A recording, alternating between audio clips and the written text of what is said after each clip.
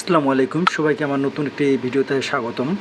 আর আজকে আমি বলতে চাচ্ছি ইনকিউবেটরের বিষয়ে, যেটা আমি তৈরি করে থাকি এবং বাচ্চা বের করি বা বাচ্চা ফুটাই মেশিনে, সে বিষয়ে কথা বলতে যাচ্ছি।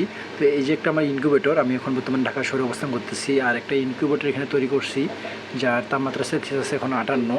তো আমি এটা তৈরি করার পর আমি আপনাদেরকে দেখাই যে বিষয়টা, ভিতরের বিষয়টা, এটা আমি এখনও ফুলফিল মানে সেট আপ করি নেই।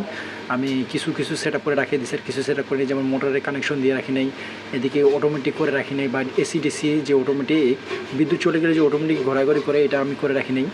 তো এই অবস্থানে রেখে দিচ্ছি। আর আসলে আমি মালামালগুলো পাচ্ছি না, এখানে মালামালগুলো কিনতে হলে আপনাকে গুলিস্তান যাইতে হবে বা সাভারে যাইতে হবে, যার কারণে আমি এগুলোকে এইভাবে রেখে দিচ্ছি। তো এখানে একটা বিষয় বলার জন্য আজকে আমি এই ভিডিওটা চালু করলাম যে আপনার ট্রের মধ্যে লক্ষ্য করেন বা খেয়াল করেন যে ডিমগুলো আমি কতটা স্পেস করে ফাঁক করে রেখে দিছি। তারপরও আমার চারটা এই 8টা ডিমের মধ্যে 5টা ডিম ঘুনাইছে, 5টা ডিমে বাচ্চা আছে আর 3টা ডিমে বাচ্চা নেই।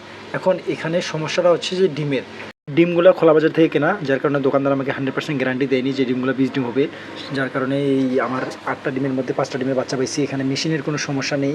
আর মেশিন আসলে আলহামদুলিল্লাহ আমি যেগুলো তৈরি করে থাকি এইগুলো থেকে আমি আপনার 100%-এর মধ্যে 90% আপনার সবাইকে গ্যারান্টি দিয়ে এই মেশিনগুলো বিক্রি করে থাকি। তো যাদের মেশিন লাগবে অবশ্যই আমাকে জানাতে পারেন, এবং আমি আপনাদের মাঝে আমার ইনকিউবেটরের বিষয়টা বা ভিডিওটা শেয়ার করলাম। সবাইকে ধন্যবাদ।